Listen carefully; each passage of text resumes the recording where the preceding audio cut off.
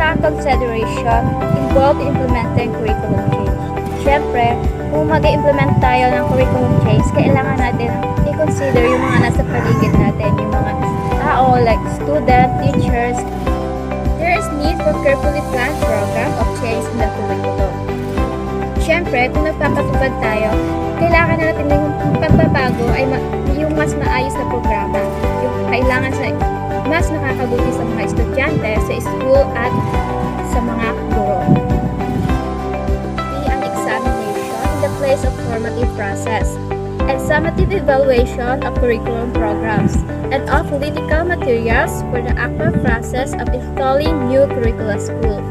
Siyempre, pag magpapatupad tayo ng ganito, siyempre, importante rin yung mga examination, mga evaluation, para masuri natin yung mga estudyante, yung mga guro, yung kinalalagyan ng school natin, kung yung mga programa ba ay nagpatuloy pa rin na natutupad.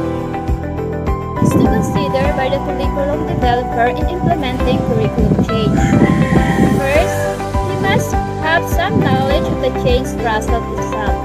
Siyempre, importante may kaalaman yung developer sa proseso ng pagpapatupad ng pagbabago ng kurikula sa ating paaralan. Next, we must plan for the consequences that arise from the different change strategies employed. Siyempre, kailangan din ng lahat ng plano may magtatayo ng iba't ibang paraan na gamitin sa pagbabago sa curriculum. His effective curriculum change program must maintain the relevance of the school of the current needs of society. Siyempre, kailangan din alamin na nagpapatupad ang epektibo ng kanyang gustong ipatayong programa na dapat nakaugnay sa kasalukuyang pangangailangan ng ating komunidad.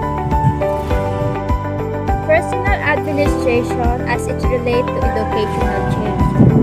Siyempre, kailangan ang mga tauhan na humawak sa ganitong pagbabago ay nakaka-relate sa pagbabago ng edukasyon. He looks also at the characteristic of innovation, the adoption of innovation, and the ways in which some innovation are implemented on a broader scale. Siyempre, kailangan din natin i-considera na ang nagpapabago ng curriculum ay may kakayahan na baguhin ay talaga ang programa sa paaralan.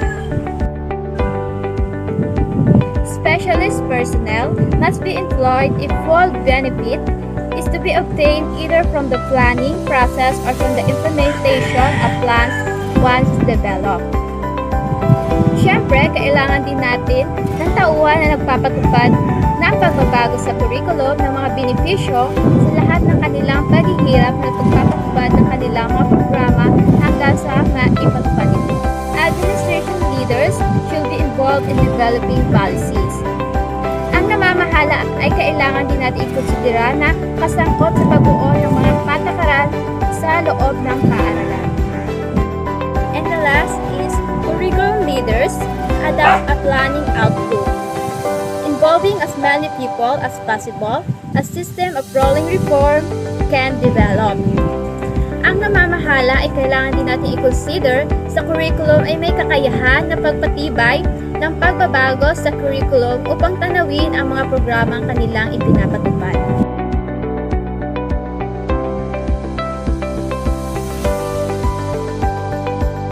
Management of change means is a systematic approach to dealing with the transition or transformation. Ano ang nakapaloob sa management of change? Define as any alteration in the properties of one or more system elements, the number of system elements, the relationship between system elements, the properties of the client system as defined by the analysis, and the relationship between the client system and its environment. Dito, aalamin ang mga pagbabago sa sistema, bilang at kung ano ang kahalagahan ng bawat bahagi. Kung ano ang ginagampanan ng client system sa management at kung ano ang kaugnayan nito sa kapaligiran. Strategies for change. Number 1, research. Means the invention of discover of new knowledge regardless of its applicability to immediate problems. Ito ay ang proseso kung saan magkakaroon ng pag-iimbestiga para makabuo ng bagong kaalaman na makakatulong sa pagresolba ng isang suliranin. Number 2 is development, means translating research into products that are practical for use. Dito, bubuuin ang kaalaman na nakalap mula sa research. Number 3 is diffusion, means making the new product readily available in attractive, easy-to-use form of reasonable cost to adopter. Dito, ang produkto na nabuo ay mas madali gamitin at hindi mahirap hanapin. Number 4 is adoption, means putting the new ideas into use. It involves trial, installation, and institutionalization. Ang ibig sabihin nito, ang produkto o yung output na nabuo mula sa research, development at diffusion ay susubukan para makita kung ano ang maaaring baguhin at mapag-aralan muli. Client system are defined as any receipt of change element, any group of system elements characterized by natural boundaries, any group of system elements enclosed by arbitrary boundaries established by the analysis, and any group of system elements directly or indirectly affected by a change of elements. Ibig sabihin, dito ay tinitingnan kung ano ang maaaring baguhin, aalamin kung ano ang mga dapat na magkakasama kung saan mas mapagtutuunan ng pansin ang mga maaaring maapektuhan at hindi maaapektuhan sa pagbabago. System elements, discrete phenomena, whether materials or immaterials that are interrelated and can be considered part of client system. Ibig sabihin, inaalam sa system elements kung ano ang kaugnayan ng bawat bahagi ng isang sistema, either materials or immaterials. Change elements, a materials or immaterials phenomenon that is foreign or new to the client system. Change agent, the carrier of change element. Dito makikita kung sino ang may skills and power to stimulate, facilitate, and coordinate the change and effort. Resistance to change, efforts by the client system or the individual system elements to frustrate or slow the introduction of a change element to alter its properties. Dito, mas matututunan mo kung ano yung madudulot ng resistance na pagbabago at kung paano ito mababawasan.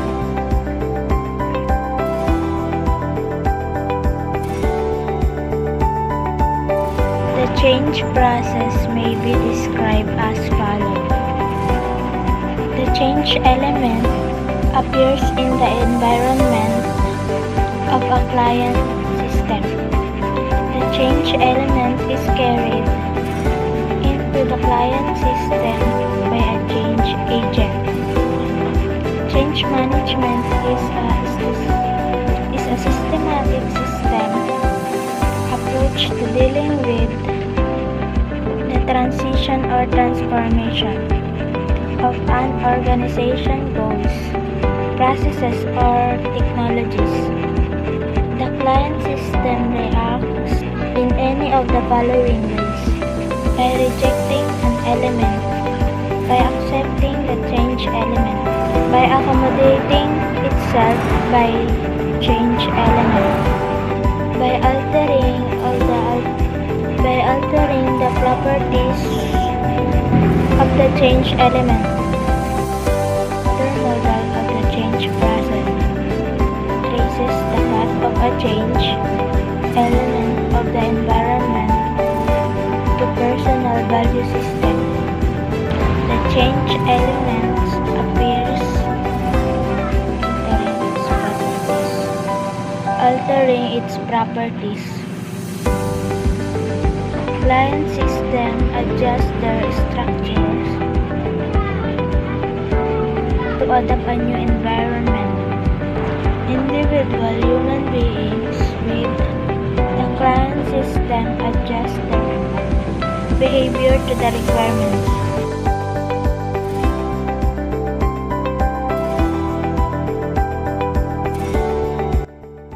Curriculum implementation refers to how teachers deliver instructions and assessments through the use of specified resources provided in a curriculum. Curriculum designs generally provide instructional suggestions, scripts, lesson plans, and assessment options related to a set of objectives. Example: home background and learner ability can determine what is actually achieved in the classroom. Curriculum implementation cannot take place without the learner.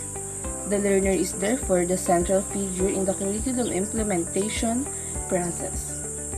Implementation takes place as the learner acquires the planned or intended experiences, knowledge, skills, ideas, and attitude that are aimed at enabling the same learner to function effectively in a society. No meaningful teaching and learning can take place without adequate resource materials. In short, no curriculum will be perfect as a finished product cast in stone or free from criticism, but to be effective it must be accepted by teachers and must be deemed educationally valid by parents and the community at large. In educational practice, these factors interact with each other and generate influences that cannot be attributed to one factor or another. This requires an understanding of the purpose of the program, the roles people will play, and those affected. This process needs to be planned but not rigid.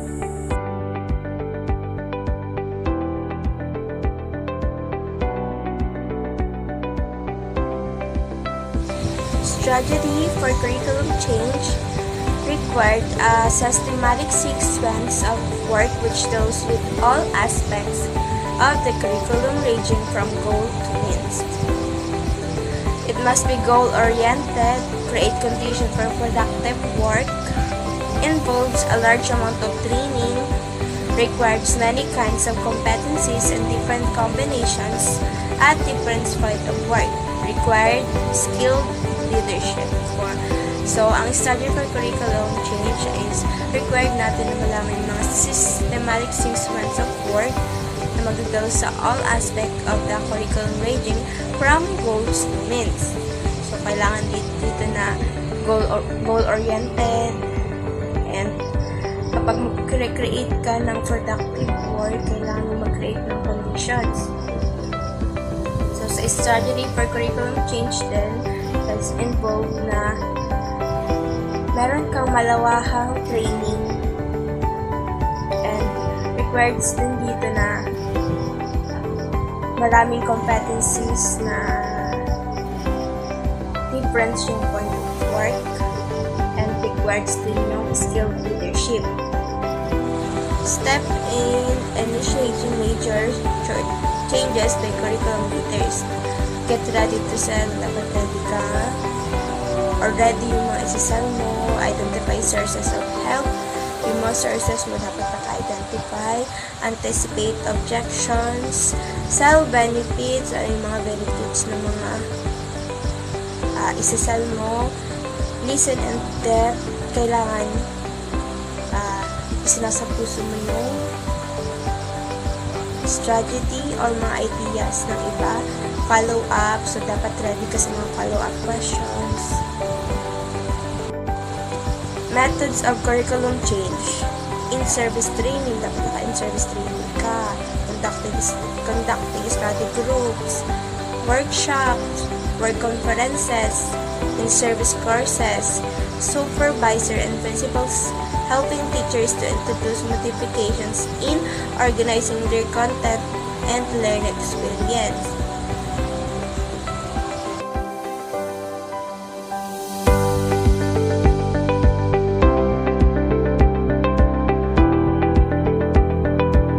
The sequence of curriculum change comes with 5 steps that is essential on developing new curriculum. Production of pilot units. The production of pilot units is the first act to do when changing a curriculum. Pilot units will serve as a test drive of the curriculum or the program. Pilot units will be useful in order to try new things within the curriculum and further develop the current style of education program. Piloting is the limited way to evaluate the upcoming change to amplify its success once implemented. Also, to identify its weaknesses and strengths. Testing experimental units. Experimental units are the things that are tested by teachers or instructors in order to know the strengths and weaknesses of the unit in the current curriculum. Testing of experimental units is a must in order to know what are the best and not best for the curriculum. Testing of these experiments includes the students and teachers to see how they react and cope with the said experiment. Revising and consolidating. Revising of the current curriculum is always a part of its development. Revising the old and complex parts and changing it to more vivid or clear, in order for the curriculum to be more understandable as possible. Consolidating means making it more stable in order to make it past the implementation part. Developing a framework.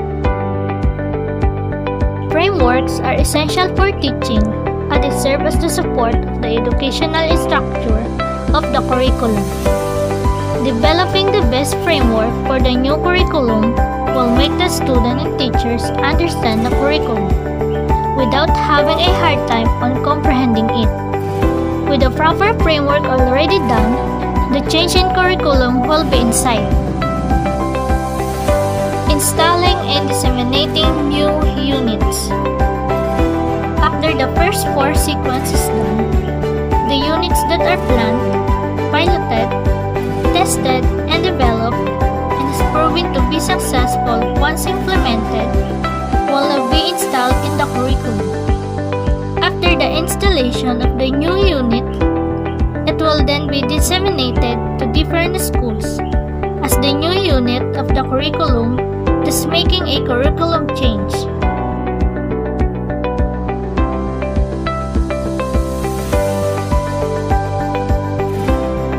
Philippine educational system.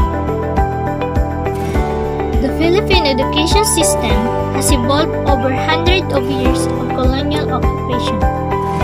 The education sector's development has mirrored the changes in the country's administration. For many years, Filipinos received basic education during primary and secondary education, only having a more complex curriculum after they reach college to have a degree. In 2013, the K-12 program started in the Philippine educational system to develop the skills and knowledge of every student while learning not just basic education but also literacy and complex education. In 2016, the K-12 reform was introduced, increasing the funds of the said curriculum. Standard of teaching. In the past, teaching was poorly paid and often seen as the fallback course for university applicants who did not get onto their prepared course. In the past studies, teachers are said to be low in knowledge in both elementary and high school, and professional development programs were insufficient. But, due to the new standard of teaching, the teaching standard in recent years has developed to improve the curriculum. This involves training and revision of professional benchmarks. It has also made a concerted effort to attract the brightness and the best by raising compensation in making the selection process more competitive. Higher education. Higher education in the Philippines is managed by CHED and TESDA. The country's 228 state universities and colleges, which had 1.88 million students in the 2015-2016 academic year, are operated and subsidized by the government, with each university run by a board of regents and a board of trustees supervised by the chair of CHED. Local government units can also establish local universities. The state universities and colleges have a total of 454 satellite campuses according to CHED.